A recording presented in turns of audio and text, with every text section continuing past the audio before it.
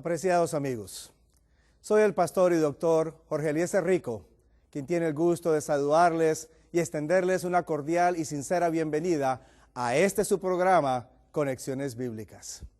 Estaremos analizando tópicos bíblicos de interés, utilizando la palabra de Dios, la Santa Biblia, como nuestro principal libro de texto. Viajaremos por las Escrituras haciendo conexiones importantes que podrán ayudarnos a comprender más ampliamente el mensaje de salvación, o como Juan el apóstol lo llamara, el Evangelio eterno. En esta ocasión continuaremos con nuestro estudio del santuario, pero lo haremos enfocándonos en el Antiguo Testamento. Usted se acordará que había mencionado cómo el santuario aparece no solo en cada uno de los libros del Antiguo Testamento de una u otra manera, sino que también el santuario influye en el pensamiento de los autores bíblicos. Veamos cómo esto se puede ilustrar y a la misma vez explicar a través de las Escrituras, y en esta ocasión vamos a hacerlo yendo al Antiguo Testamento. Vamos a enfocarnos en una porción de citando algunos ejemplos para que usted pueda entonces notar cómo el santuario se desarrolla a través del pensamiento de los autores del Antiguo Testamento. Quiero que me acompañe una vez más tomando la Sagrada Escritura. Ábrala por favor conmigo y vayamos en primer lugar a la primera sección de la Escritura denominada Torah, los que utilizan el hebreo, que significa principio, norma, ley, o el Pentateuco. Analicemos el santuario desde la perspectiva de Moisés. Hay dos libros que me gustaría que usted y yo analizásemos brevemente. El primero de ellos es el libro del Éxodo. El libro del Éxodo es un libro muy interesante porque la manera como fue escrito y estructurado por su autor nos muestra un balance hermoso.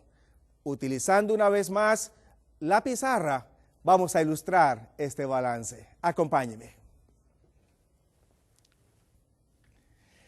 En el libro del Éxodo, su autor Moisés escribió el libro subdividiéndolo en dos mitades de la siguiente manera. La primera mitad la componen los capítulos 1 hasta el capítulo 24. La segunda mitad la componen los capítulos 26 hasta el último capítulo, el capítulo 40. Ahora bien, estas dos mitades aparecen unidas a través de un capítulo que hace transición entre esta primera mitad y la segunda mitad. En otras palabras, es como si usted tuviera una balanza y esta balanza está sosteniendo sus dos componentes, sus dos partes, por un centro que la sostiene claramente. Eso sucede con el libro del Éxodo. ¿Qué hay de significativo en esta estructura? Leamos. La primera mitad del libro del Éxodo nos habla a nosotros acerca de la salida del pueblo de Israel de Egipto y cómo Dios lo lleva camino hacia el monte Sinaí. Llegando al monte Sinaí, vamos a encontrar que Dios hace algo extraordinario que empieza a darnos alusión hacia el santuario. Acompáñenme a un capítulo importante, el capítulo 19. En este capítulo 19 vamos a encontrar narrada la historia de la llegada de Israel allí al monte Sinaí. En este lugar, Dios hace algo extraordinario en ese monte que inicialmente pareciera como que no significara nada, pero que en realidad arroja una idea clara acerca del santuario. Cuando Dios toma al pueblo de Israel, llega al monte Sinaí, acampa alrededor del monte, en las faldas del monte. Y ahora Dios instruye a Moisés para que este monte sea subdividido en tres partes. Ilustrémoslo una vez más utilizando nuestra pizarra.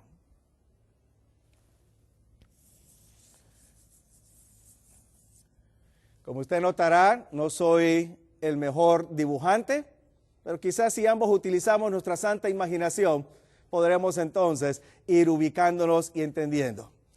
A este monte Sinaí, donde el pueblo de Israel se encontraba acampando en todos sus alrededores, vamos a encontrar que en el capítulo 19 de este libro y en el verso 12, Dios instruye a Moisés para que señale términos, para que coloque vallados y haga separación entre varios lugares de este monte. El verso 12 me dice a mí que Dios instruye a Moisés para que le coloque término a la primera parte del monte. Y a esta primera parte del monte, Dios permite que todo el pueblo de Israel pueda llegar. Hombres, mujeres y niños pueden llegar a este sitio. Luego entonces, usted va a encontrar que al pueblo acercarse a este lugar, Moisés hace algo adicional. Moisés, nos dice el capítulo 24 de este libro, allá en el verso 4, Moisés construye o edifica un altar al pie del monte y también edifica 12 columnas, según las 12 tribus de Israel. Así que aquí coloca un altar de sacrificio y alrededor coloca entonces 12 columnas. Qué interesante arreglo, porque ahora Moisés, a través de este arreglo, está empezando a reflejar algunas ideas que más adelante se encontrarían en el santuario.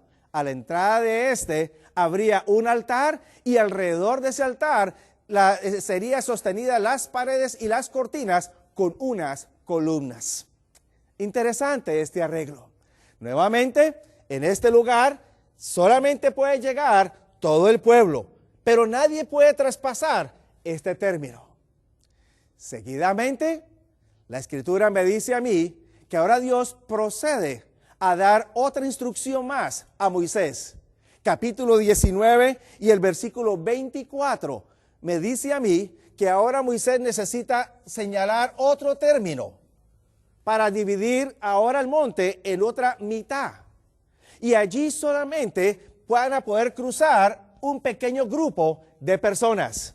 Por un lado está Moisés, por otro lado está Aarón y también sus hijos, y están algunos ancianos. Así que ahora la cantidad de personas que suben al monte y cruzan la primera barrera es reducida. Primero, dedicado para el pueblo, para que el pueblo pueda venir y adorar a Dios aquí, y ahora luego entonces se subdivide para que un pequeño grupo, Moisés, Aarón, sus hijos y los ancianos, puedan entonces llegar a esta segunda mitad. Pareciera como que el lugar ahora está tornándose en algo más santo. Como que esta es la entrada, el atrio, y ahora este es un lugar santo donde un pequeño número de personas pueden llegarse.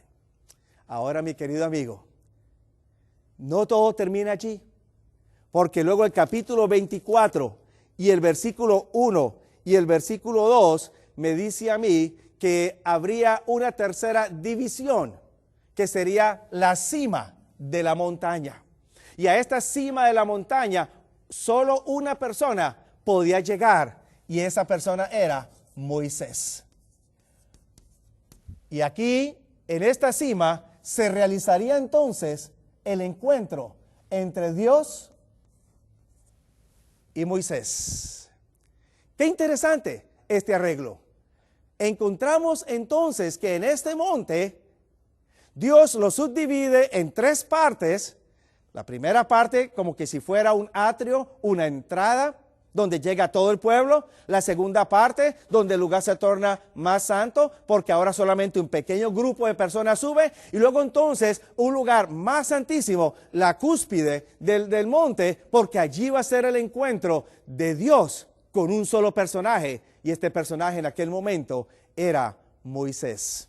No todo termina allí. Porque entonces en este monte, en el capítulo 19, suceden dos cosas más que hacen entonces parecer que Dios está preparando el camino para algo importante. En el capítulo 19 En el verso 16 me dice a mí la Escritura que Dios entonces desciende al monte. Y cuando desciende al monte, note lo que sucede. La Escritura me dice a mí, en el capítulo 19, versículo 16, que acontecieron truenos, relámpagos, una espesa nube sobre el monte y un sonido de bocina. Dice mi traducción, quizás otra traducción diría sonido de trompeta. Pareciera insignificante este detalle, pero lo es en este momento, porque la palabra trompeta que aparece allí es la siguiente palabra que aparece en el original de la siguiente manera. Se le llama shofar, S-H-O-P-H-A-R. Esa palabra shofar es una palabra muy distintiva dentro de la perícopa de todo el Antiguo Testamento, porque en la antigüedad existían dos tipos de trompetas, o se utilizaban dos tipos principales de trompetas. Uno de ellos era la trompeta que se hacía con metales, y otro tipo de trompeta era aquel que se utilizaba por medio del cuerno de un carnero. Ahora bien, esa trompeta que era empleada por medio del cuerno del carnero se le llamaba shofar. Pero lo más interesante de todo esto es que este shofar era solamente empleado o principalmente empleado para los servicios del santuario, de manera específica para el servicio del día de la expiación. Así que al venir aquí al monte Sinaí, subdividirlo de tres maneras, como si fueran tres lugares especiales, y luego entonces tocar el shofar o la trompeta, pareciese como que Dios estuviera invitando al pueblo a una reunión especial dentro de un tabernáculo en medio del desierto. Un detalle más. En el capítulo 19, verso 24, Dios llama a estos ancianos de una manera específica que no se había hecho anteriormente, no habiendo un sacerdocio debidamente establecido, y es que los llama sacerdotes. Así que el capítulo 19 me describe a mí la historia de el pueblo que sube de Egipto, de la esclavitud, libre por Dios, y el Dios que desciende del cielo a tener un encuentro especial para que este pueblo sea adoptado como el pueblo de Dios. Una vez que sucede esto, entonces la transición en el capítulo 25 me dice a mí que Dios ahora instruye a Moisés para que Moisés haga un santuario, y ese santuario debe de tener 3 compartimentos de la misma manera que el monte estaba subdividido en 3 partes. Uno era el atrio, donde podía llegar todo el pueblo a sacrificar y adorar a Dios. La segunda parte era el lugar santo, donde solamente entraban los sacerdotes. Y la tercera parte era el lugar santísimo, donde una vez al año podía entrar únicamente el sumo sacerdote. Después, la segunda mitad del libro del Éxodo me presenta ahora a mí el desarrollo de la construcción del santuario. Las vestimentas de los sacerdotes, los distintos muebles, etc. El libro del Éxodo se encuentra centrado en el santuario. Nota el segundo libro de Moisés, libro de Levítico. Utilicemos la pizarra una vez más. También está subdividido en forma similar. Tenemos los capítulos 1 hasta el capítulo 15 de este libro. Tenemos luego el capítulo 17 hasta el capítulo 26 del mismo libro. 2 mitades me presenta el libro de Levítico. Pero estas 2 mitades también están sostenidas por un capítulo central que hace las veces de transición y conexión entre una mitad y la segunda mitad. Y este es el capítulo 16. Hace transición y conexión. Ahora, 2 detalles que quiero que usted note aquí. Esta primera mitad, a través de la descripción de los sacrificios y demás detalles, hace un marcado énfasis en la palabra sangre. Se repite continuamente la palabra sangre, indicando de esta manera que el creyente en el Antiguo Testamento, el israelita, podía ser solamente justificado por la sangre de Cristo Jesús. No había tal cosa como ser justificado por normas o por leyes, solamente por la sangre de Cristo Jesús. Luego la segunda mitad hace un énfasis en obediencia, obedecer, en normas, lo cual entonces trae un balance a la experiencia del creyente.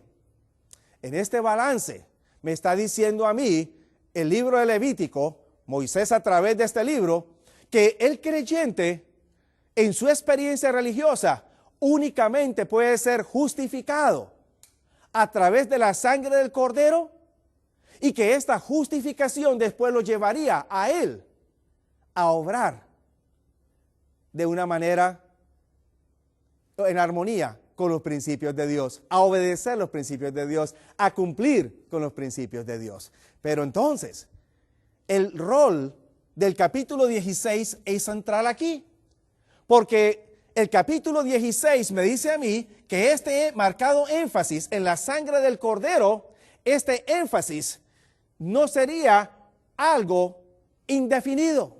En otras palabras, cuando vamos a la Escritura vemos que la gracia del Señor está disponible para el creyente, pero esa gracia no va a ser indefinida, porque llegará un momento en que se realizará el juicio divino, y al final de este juicio divino, entonces se pondrá fin a la gracia, y eso es lo que el capítulo 16 del libro de Levítico me está presentando en este momento.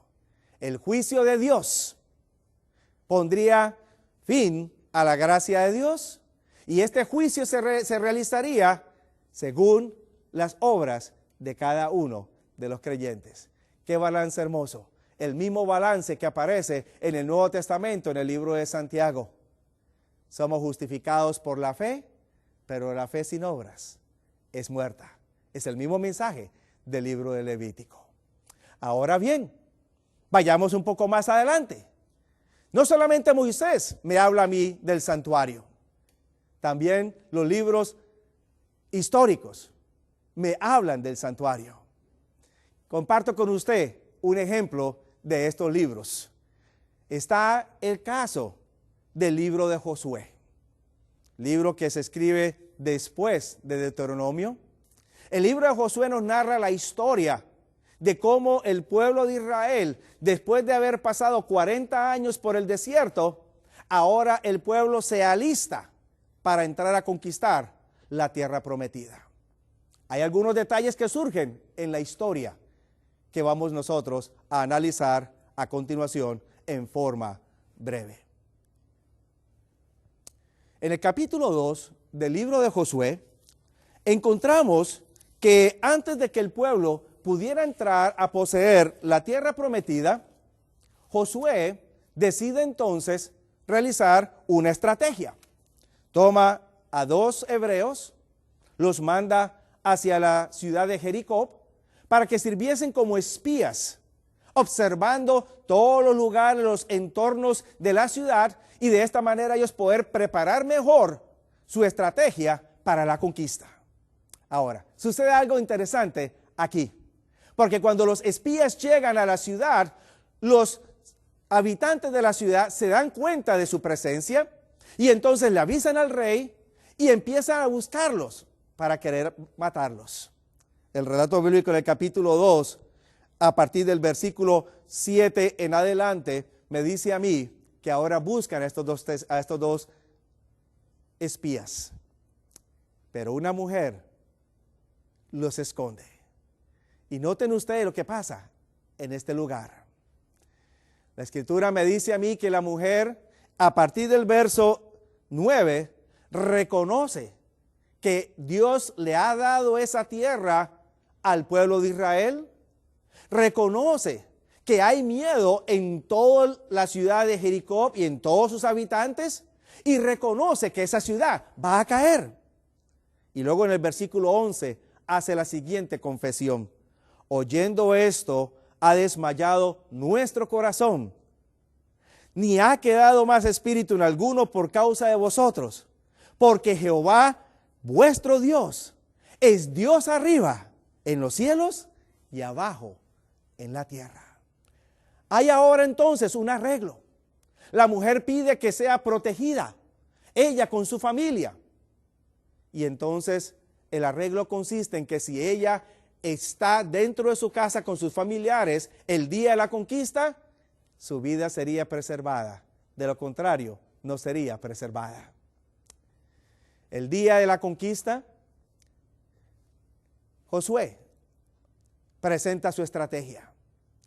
La lectura bíblica en el mismo libro de Josué me dice, ya en los capítulos siguientes, 4 y 5, que cuando el pueblo fue entonces a conquistar a Jericó, el pueblo al cruzar el río Jordán, ahora hace algo particular. Primero, los sacerdotes pasan con el arca, las aguas del Jordán se abren, ellos se paran en medio del río para que entonces el pueblo pudiese pasar, todos los guerreros que iban a pelear pudiesen pasar.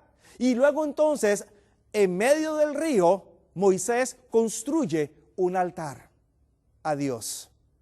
Interesante. Altar, símbolo del sacrificio del cordero, el derramamiento de la sangre que brinda la justificación del individuo, ahora aparece unido o cerca al arca del pacto, donde también está la ley de Dios incluida. La justicia por la fe y la ley de Dios van unidas. En ningún momento hay conflicto entre las dos. En ese momento están unidas.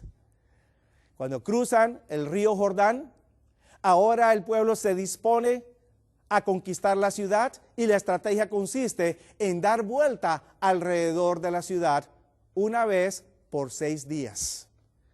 Y adelante de la marcha siempre iban los sacerdotes con el arca y atrás venían los guerreros.